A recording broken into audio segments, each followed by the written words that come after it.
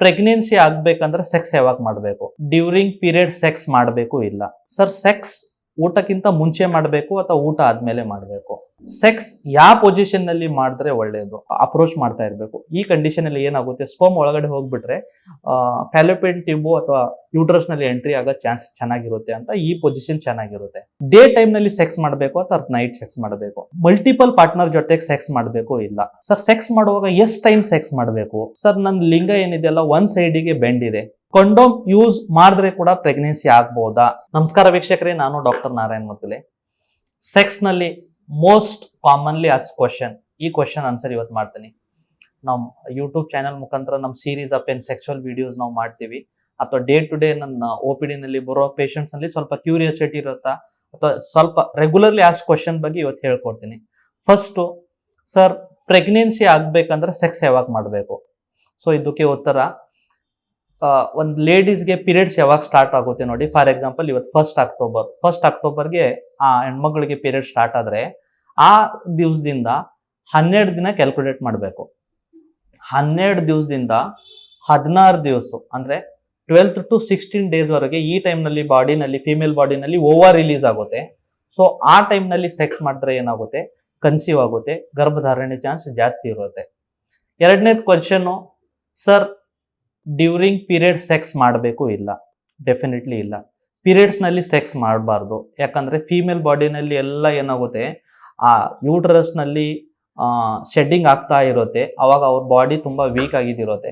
But during ಆ bleeding sex ಮಾಡಿದ್ರೆ ಆ ಪರ್ಟಿಕ್ಯುಲರ್ ಏರಿಯಾನಲ್ಲಿ ಏನಾಗುತ್ತೆ, ಇನ್ಫೆಕ್ಷನ್ ಆಗೋ ಚಾನ್ಸ್ ಇರುತ್ತೆ. ಅದು ಫೀಮೇಲ್ ಕೂಡ ಇನ್ಫೆಕ್ಷನ್ ಆಗ್ಬೋದು ಅಥವಾ ಅವ್ರದಿಂದ ಮೇಲ್ ಪಾರ್ಟ್ನರ್ ಕೂಡ ಇನ್ಫೆಕ್ಷನ್ ಆಗ್ಬೋದು. ಮೂರನೇದು, ಸರ್, ಸೆಕ್ಸ್ ಊಟಕ್ಕಿಂತ ಮುಂಚೆ ಮಾಡಬೇಕು ಅಥವಾ ಊಟ ಆದ್ಮೇಲೆ ಮಾಡಬೇಕು? ಸೊ ಇದಕ್ಕೆ ಆನ್ಸರ್ ಏನಂದ್ರೆ, ನೀವು ಯಾವಾಗೂ ಸೆಕ್ಸ್ ಮಾಡುವಾಗ ಮಿನಿಮಮ್ 2 hours ಬಿಫೋರ್ ಊಟ ಮಾಡಿದಿರಬಹುದು, ಅಥವಾ ಫಸ್ಟ್ ಸೆಕ್ಸ್ ಮಾಡಿಬಿಟ್ಟು ಆಮೇಲೆ ಊಟ ಮಾಡ್ಬೋದು. ಯಾಕಂದ್ರೆ ಸೆಕ್ಸ್ ಯಾವಾಗ ಮಾಡ್ತೀವಿ ನೋಡಿ, ಆಲ್ಮೋಸ್ಟ್ ಸಾಕಷ್ಟು ಎನರ್ಜಿ ಜಿಮ್ ನಲ್ಲಿ 1-2 hours ವರ್ಕೌಟ್ ಮಾಡ್ಬಿಟ್ಟು ಎಷ್ಟು ಎನರ್ಜಿ ಬರ್ನ್ ಮಾಡ್ತಿರಲ್ಲ, ಅದೇ ಎನರ್ಜಿ ನೀವು 15 ನಿಮಿಷ ಸೆಕ್ಸ್ ಮಾಡ್ಬಿಟ್ಟು ಬರ್ನ್ ಮಾಡ್ತೀರಾ. ಸೊ ಸೆಕ್ಸ್ ಆದ್ಮೇಲೆ ಲೈಟ್ ಆಗಿ ಏನಾದ್ರೂ ತಿನ್ಲೇಬೇಕಂದ್ರೆ ಅಷ್ಟು ಎನರ್ಜಿ ಬಾಡಿ ಲಾಸ್ ಆಗಿದಿರುತ್ತೆ. ಆಮೇಲೆ ಸೆಕ್ಸ್ ಯಾವ ಪೊಸಿಷನ್ ನಲ್ಲಿ ಮಾಡಿದ್ರೆ ಒಳ್ಳೆಯದು? So it is depends upon person to person. But natural ಆಗಿ ಏನ್ ಹೇಳ್ತೀವಿ ಅಂದ್ರೆ, ಸೊ ಒಂದು ಫಿಮೇಲು ಸ್ಯಾಟಿಸ್ಫೈ ಆಗ್ಬೇಕಂದ್ರೆ ಒಂದು ಪೊಸಿಷನ್ ಏನಂದ್ರೆ, ಫಿಮೇಲ್ ಕೆಳಗಡೆ ಮಲಗಿದ್ದಾರೆ, ನೀವು ಮೇಲಿಂದ ಅಪ್ರೋಚ್ ಮಾಡ್ತಾ ಇದ್ರ, ಆ ಪೋರ್ಷನ್ ಅಲ್ಲಿ ಏನಾಗುತ್ತೆ, ಚಾನ್ಸಸ್ ಆಫ್ ಮ್ಯಾಕ್ಸಿಮಮ್ ಪೆನಿಟ್ರೇಷನ್ ಚೆನ್ನಾಗಿರುತ್ತೆ. ಎರಡನೇ ಪೊಸಿಷನ್ ಅಂದ್ರೆ, ನೀವು ಕೆಳಗಡೆ ಮಲಗಿದ್ದೀರಾ, ಫಿಮೇಲ್ ಏನಿದೆ ನಿಮ್ ಮೇಲೆ ಕೂತಿದ್ದಾರೆ, ಅವರು ಏನ್ ಮಾಡ್ತಾರೆ, ಕೆಳಗಿಂದ ಮೇಲೆ ಅಪ್ ಅಂಡ್ ಡೌನ್ ಮೂವ್ಮೆಂಟ್ ಮಾಡ್ತಾರೆ ನೋಡಿ, ಆ ಕಂಡೀಷನ್ ಅಲ್ಲಿ ಕೂಡ ಪೆನಿಟ್ರೇಷನ್ ಚೆನ್ನಾಗುತ್ತೆ. ಮೂರನೇದು ಆಸ್ ಯೂಶುವಲ್ ಡಾಗಿ ಪೊಸಿಷನ್ ಅಂತ, ಆ ಪೊಸಿಷನ್ ನಲ್ಲಿ ಫಿಮೇಲ್ ಬೆಂಡ್ ಆಗಿ ಇರ್ತಾರೆ, ನೀವು ಹಿಂದ್ಗಡೆಯಿಂದ ಪೆನಿಟ್ರೇಷನ್ ಮಾಡಬಹುದು. ಈ 3 ಪೊಸಿಷನ್ ಒಳ್ಳೆಯದು.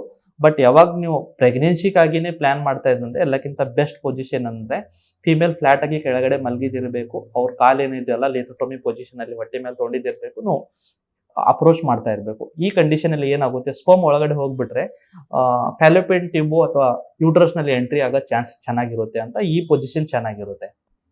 ಆಮೇಲೆ ಡೇ ಟೈಮ್ ನಲ್ಲಿ ಸೆಕ್ಸ್ ಮಾಡಬೇಕು ಅಥವಾ ನೈಟ್ ಸೆಕ್ಸ್ ಮಾಡಬೇಕು? ಸೊ ಡೆಫಿನೆಟ್ಲಿ ಯಾರು ಮ್ಯಾರಿಡ್ ಇದ್ದೀರಾ, ನೈಟ್ ಟೈಮ್ ಇಸ್ ಗುಡ್. ಯಾಕಂದ್ರೆ ಆ ಟೈಮ್ ನಲ್ಲಿನೇ ಏನಾಗುತ್ತೆ, ಬಾಡಿ ರೆಸ್ಟಿಂಗ್ ಟೈಮ್ ಇರುತ್ತೆ, ಆ ವೆದರು, ಆ ಕ್ಲೈಮೇಟು, ಆ ಕಾಮ್ನೆಸ್ಸು ಚೆನ್ನಾಗಿರುತ್ತೆ. ಬಟ್ ಆಯುರ್ವೇದನಲ್ಲಿ ಏನ್ ಹೇಳಿದಾರೆ ಅಂದ್ರೆ, ರಾತ್ರಿನೇ ಸಂಭೋಗ ಮಾಡ್ಬೇಕಂತ ಹೇಳಿದ್ದಾರೆ, ದಿನನಲ್ಲಿ ಸಂಭೋಗ ಏನಿದೆ ವರ್ಜಿತ ಅಂತ ಹೇಳಿದ್ದಾರೆ. ಆಮೇಲೆ ಮಲ್ಟಿಪಲ್ ಪಾರ್ಟ್ನರ್ ಜೊತೆಗೆ ಸೆಕ್ಸ್ ಮಾಡಬೇಕು ಇಲ್ಲ? ಈಗ ಇದರಲ್ಲಿ 2 ರೀತಿ ಇದೆ.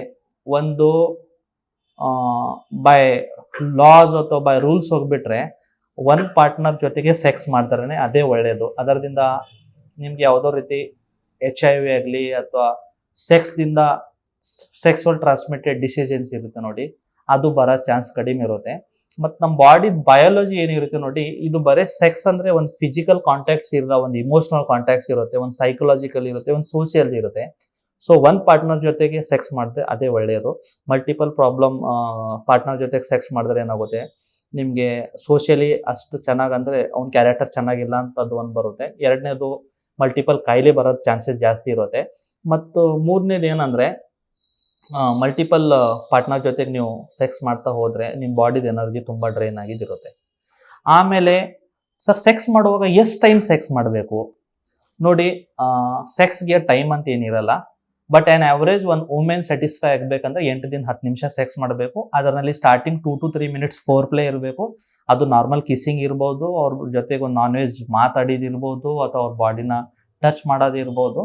ಸೊ 4 ಮಿನಿಟ್ಸ್ ಆದಮೇಲೆ ಸ್ವಲ್ಪ ಯಾವಾಗ ಫಿಮೇಲ್ ರೆಸ್ಪಿರೇಷನ್ ಜಾಸ್ತಿ ಆಗುತ್ತೆ ನೋಡಿ, ಆವಾಗ ನೀವು ಡೈರೆಕ್ಟ್ ಏನದೆ ಇಂಟರ್ಕೋರ್ಸ್ಗೆ ಅಥವಾ ಫೈಟಸ್ ಪರ್ಫಾರ್ಮ್ ಮಾಡ್ಬೋದು. ಅದರದಿಂದ ಒಂದು 8 ದಿನ 10 ನಿಮಿಷದಲ್ಲಿ ಒಂದು ಫಿಮೇಲ್ ಚೆನ್ನಾಗಿ ಸ್ಯಾಟಿಸ್ಫೈ ಆಗ್ಬೋದು. ಆಮೇಲೆ ಸರ್ ನನ್ನ ಲಿಂಗ ಏನಿದೆಯಲ್ಲ ಒಂದು ಸೈಡಿಗೆ ಬೆಂಡ್ ಇದೆ, ಲೆಫ್ಟ್ ಸೈಡ್ ಬೆಂಡ್ ಇದೆ ಅಥವಾ ರೈಟ್ ಸೈಡ್ ಇದೆ ಅಥವಾ ಕೆಳಗಡೆ ಇದೆ, ಇದು ನ್ಯಾಚುರಲ್ ಅಥವಾ ನನ್ನಲ್ಲಿನ ಡಿಫೆಕ್ಟ್ ಇದೆ? ನೋಡಿ ಮಿತ್ರರೇ, ನಮ್ಮ ಎಲ್ಲರಿಗೂ ಒಂದು ಅಭ್ಯಾಸ ಆಗಿದಿರೋದೆ, ಹುಟ್ಟಿನ ಹಿಡಿದು ಸಣ್ಣಗಿನ ಹಿಡಿದು ನಾವು ಲಿಂಗ್ನ ಒಂದರ ಲೆಫ್ಟ್ ಸೈಡ್ಗೆ ಇಡ್ತೀವಿ ಅಥವಾ ರೈಟ್ ಸೈಡ್ಗೆ ಇಡ್ತೀವಿ ಅಥವಾ ಕೆಳಗಡೆ ಡೌನ್ ಮಾಡಿರ್ತೀವಿ. ಸೊ ಅದರಲ್ಲಿ ಬೋನ್ ಇಲ್ಲ, ಅದಕ್ಕೆ ಏನಾಗುತ್ತೆ, ಯಾವುದೋ ಒಂದು ಸೈಡಿಗೆ ಬೆಂಡ್ ಆಗಿದಿರುತ್ತೆ. ಸೊ ಬಟ್ ಅದು ನ್ಯಾಚುರಲ್, ಮ್ಯಾಕ್ಸಿಮಮ್ ಎಲ್ಲರಿಗೂ ಈ ತರನೇ ಇರುತ್ತೆ.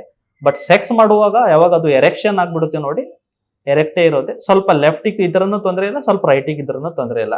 ಸೊ ಬೆಂಡ್ ಆದ್ರೆ ಯಾವುದೋ ರೀತಿ ಏನೋ ಪ್ರಾಬ್ಲಮ್ ಇಲ್ಲ. ಮತ್ತೆ ಕಂಡೋಮ್ ಯೂಸ್ ಮಾಡಿದ್ರೆ ಕೂಡ ಪ್ರೆಗ್ನೆನ್ಸಿ ಆಗ್ಬೋದಾ? ಮೋಸ್ಟ್ ಲೈಕ್ಲಿ 99% ಆಗೋದೇ ಇಲ್ಲ. ಓನ್ಲಿ ಪ್ರಾಬ್ಲಮ್ ಏನ್, ಕಂಡೋಮ್ ಯೂಸ್ ಮಾಡಿ ಸೆಕ್ಸ್ ಮಾಡುವಾಗ ಬೈ ಚಾನ್ಸ್ ಕಂಡೋಮ್ ಏನಾದ್ರೂ ಟೇರ್ ಆಗ್ಬಿಟ್ಟು ಆ ವೀರ್ಯ ಒಳಗಡೆ ಏನಾದ್ರೂ ಹೋದ್ರೆ ಆಗ್ಬೋದು, ಮೋಸ್ಟ್ ಲೈಕ್ಲಿ ಆಗಲ್ಲ. ಆತರ ನಿಮಗೆ ಡೌಟ್ ಇದ್ರೆ ಡಬಲ್ ಕಂಡೋಮ್ ಯೂಸ್ ಮಾಡ್ಬೋದು. ಆಮೇಲೆ ಕಿಸ್ ಮಾಡಿದ್ರೆ HIV ಬರ್ಬೋದಾ? ಡೆಫಿನೆಟ್ಲಿ ಬರ್ಬೋದು. ಯಾಕಂದ್ರೆ ಕಿಸ್ ನಲ್ಲಿ ನಿಮ್ ಸಲೈವ ಅವ್ರ ಸಲೈವ ಜೊತೆಗೆ ಕಾಂಟ್ಯಾಕ್ಟ್ ಆಗ್ಬಿಟ್ಟು ಡೆಫಿನೆಟ್ಲಿ ಏನಾಗುತ್ತೆ, ಒಬ್ಬರ ಕಾಯಿಲೆ ಒಬ್ಬರಿಗೆ ಬರ್ಬಹುದು. ಸೊ ಕಿಸ್ ದಿಂದನೂ ಇದು ಬರ್ಬೋದು. ಜೊತೆಗೆ ಏನಂದ್ರೆ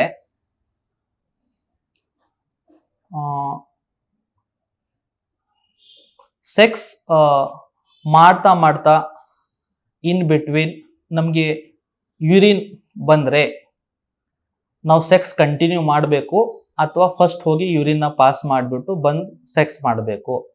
ಸೊ ಯಾವುದೋ ನೇಚರ್ ಕಾಸ್ ಬಂದ್ರೆ ಫಸ್ಟ್ ಅದಕ್ಕೆ ಅಟೆಂಡ್ ಮಾಡಬೇಕು, ಆಮೇಲೆ ಸೆಕ್ಸು.